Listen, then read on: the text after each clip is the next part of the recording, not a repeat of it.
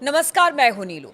तो ट्रंप के मंसूबे पर किस तरह से पानी फेरा जाता है, ईरान से बेहतर इसे कोई नहीं जान सकता है।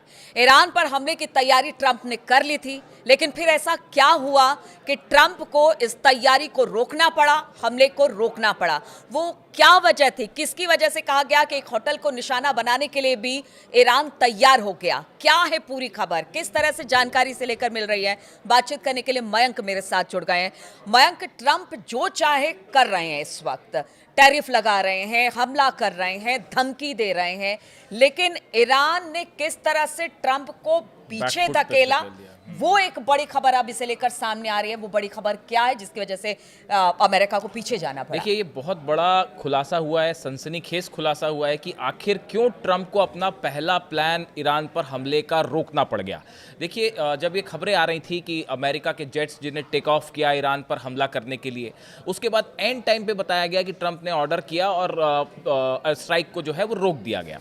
अब देखिए, इसके पीछे की जो वजह बताई गई, बड़ी वजह ये थी कि कतर ने और सऊदी अरब ने दोनों ने ये चिंता जताई और ये कहा ट्रंप को कि आप भाई ईरान पर हमला मत करें, वरना ईरान के मिसाइल से जो है हमारे बेसिस को खतरा हो जाएगा, हमें खतरा हो जाएगा। इस तरह की खबरें आई। लेकिन अब इसको लेकर एक बहुत बड़ा और सनसनीखेज खुलासा हुआ है। बताया ये जा रहा है कि कतर में, दोहा में एक 5 स्टार होटल, जिसका नाम शायद आप लोग पढ़ लें, हम नाम नहीं लेना चाह रहे उसका, तो वो होटल में एक वॉर रूम तैयार किया गया और अमेरिका के जितने बड़े अधिकारी हैं, जो सेंट्रल कमान है उसके जितने बड़े अधिकारी हैं, वो सब उस 5 स्टार होटल में शिफ्ट हो गए और उस होटल को जो है वो एक वॉर रूम बना लिया गया और यहाँ से प्लान चल रहा था कि कैसे ईरान पर हमला किया जाए, किस देश से फाइटर पायलट्स अंदर जाएंगे, कहाँ से मिसाइल्स मारी जाएंगी, सबमरीन का क्या रोल होगा। ये पूरा प्लान जो है वो बताया जाता है कि दोहा में इस होटल से चल रहा था और ये जानकारी मिल गई ईरान को। देखिए, हुआ ये कि जैसा बताया जा रहा है, हमने पहले भी आपको ये बात कही कि एक तो रूस और चीन के सैटेलाइट्स मिडिल ईस्ट में एक एक गतिविधि को अमेरिका की और इजराइल को फॉलो कर रहे हैं। इतना ही नहीं, जितने अरब देश हैं वहाँ पे क्या मूवमेंट हो रहा है, वो अमेरिका का साथ दे रहे नहीं दे रहे, कितने फाइटर जेट्स आ रहे नहीं आ रहे, इसका पूरा हिसाब किताब रूस भी रख रहा है और चीन भी रख रहा है। अब हुआ ये कि ये जो होटल है, यहाँ पे अमेरिका के सारे अधिकारी शिफ्ट हो गए थे, जो कि अल उदैद एयरबेस से शिफ्ट हुए और ये दिखाने की कोशिश की गई कि अल उदैद एयरबेस से हमने अपने प्लेन हटा लिए हैं, हमने अपने सैनिक वहां से हटा लिए हैं ताकि ईरान वहां हमला ना करे। अगर अमेरिका हमला करता तो सबसे पहला जो है हमला होता वो अल उदैद एयरबेस पर होता और उस हमले को रोकना मुश्किल हो जाता। जब 12 दिन की जंग हुई और अमेरिका ने जब हमले किए तीनों न्यूक्लियर सेंटर्स पे और उसको मिडनाइट हैमर नाम दिया गया था, और उसके बाद फिर जब ईरान ने 14 मिसाइल्स दागी अल उदैद बेस पर और उसमें से 4 मिसाइल गिर भी गई, अमेरिका का डिफेंस सिस्टम उसको नहीं रोक पाया, कतर का डिफेंस सिस्टम नहीं रोक पाया और आसपास भी जो डिफेंस सिस्टम है वो 2000 किलोमीटर ट्रैवल करके मिसाइल आई 1800 किलोमीटर और वो अल उदैद एयर बेस पर गिर गई, आप नहीं रोक पाए उसको। तो सबसे बड़ा खौफ तो यही था कि कहीं अल उदैद एयर बेस ना उड़ जाए हमारा। अब उस बीच में इन्होंने अपने अधिकारियों को शिफ्ट कर दिया था इस 5 स्टार होटल।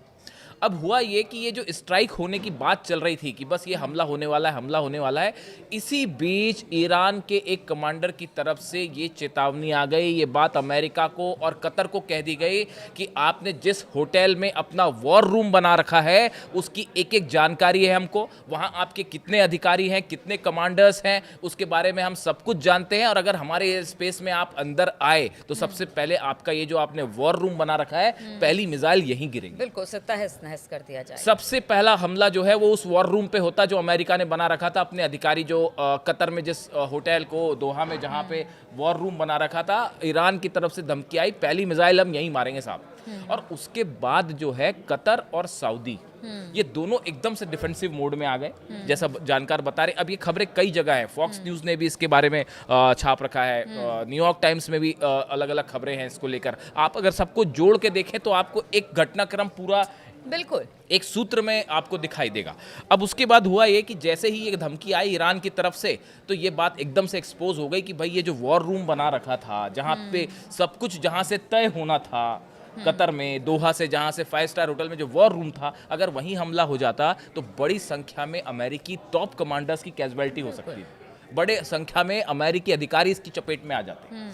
उसके बाद बताया ये गया कि जब ये धमकियां आई उसके बाद कतर की और सऊदी के बीच में एक बड़ी बैठक हुई और उस बैठक में ये बात कही गई कि भाई ये जो ईरान के तेवर दिख रहे हैं और जो इन्होंने बताया जा रहा है कि 500 से 600 खैबर मिसाइल्स तैनात कर रखी हैं, फतेह सीरीज की मिसाइल्स तैनात कर रखी ने हैं। भी पहले कह दिया था कि अभी समय नहीं है हमला करने का। देखिए बिल्कुल। पिछली बार जब हमला हुआ था अप्रत्याशित यानी अनप्रेडिक्टेबल था, अचानक से हमला हुआ, ईरान इसके लिए उस तरह से तैयार नहीं था। लेकिन इस बार तो ईरान ने इजराइल कह दिया हाँ, था हाँ। कि हाँ कि अब देखिए ऐसा है कि अगर आप हमें टारगेट करेंगे तो आपको भी छोड़ा नहीं जाएगा, उसके लिए पूरी तैयारी। हाँ, ये बिल्कुल बिल्कुल ठीक कहा आपने। ये ईरान की तरफ से साफ और क्लियर मैसेज था कि अगर हम पे हमला किया आपने तो इस बार हम लिमिटेड वॉर नहीं करेंगे। देखिए इस शब्द का इस्तेमाल जो है वो अगर आपने अली खामेनी साहब की लास्ट 2 स्पीच सुनी हो और ध्यान दिया हो इस बारे में, उनके कमांडर्स के बयान को आपने ध्यान से सुना हो, तो आप देखिए ये जो भाषण होते हैं इनके छोटे छोटे शब्द आपको पकड़ने पड़ते हैं।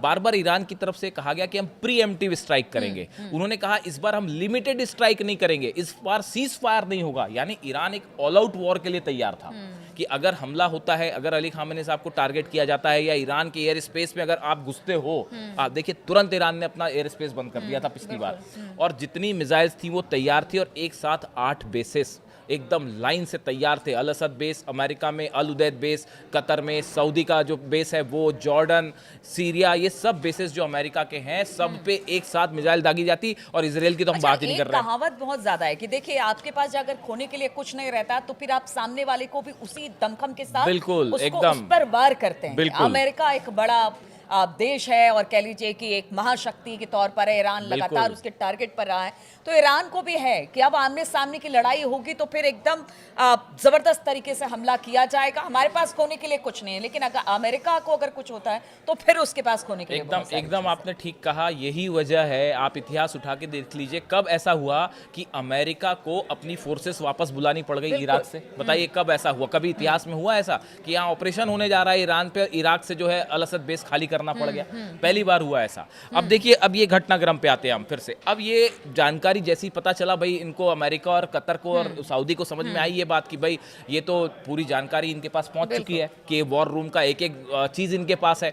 उसके बाद कतर और बताया जाता है कि सऊदी के बीच में एक बड़ी चर्चा हुई और उसमें ये तय किया गया, जिसके बाद क्राउन प्रिंस जो है मोहम्मद बिन सलमान, इनकी तरफ से अमेरिका को ये बात कही गई कि भाई देखिए आप हमारे एयर स्पेस का इस्तेमाल ना करें, आप हमारे बेसिस का इस्तेमाल ना करें।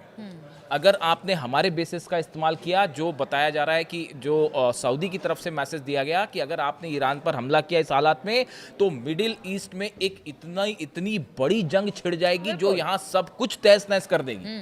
और वो जब उसके बाद तो फिर ये थोड़ी ना देखा जाएगा कि सऊदी किसके साथ है और यूएई किसके साथ, जो अमेरिका के साथ वो सब ईरान के दुश्मन। और ईरान ने भी ये बात साफ साफ कह दी थी सऊदी को कि देखिए हम आप पे हमला नहीं करना चाह रहे, हम यूएई पे हमला नहीं करना चाह रहे, हम सीरिया, जॉर्डन, किसी भी, कतर, कहीं हम हमला नहीं करना चाह रहे, लेकिन अगर आपने अमेरिका को अपना एयर स्पेस दिया, अपना बेस दिया, तो मजबूरन हम आपको हमला करना पड़ेगा और हम सोचेंगे नहीं इसमें। ये बात टॉप अधिकारियों की तरफ से ईरान के कह दी गई थी इन सब देशों को, अरब देशों।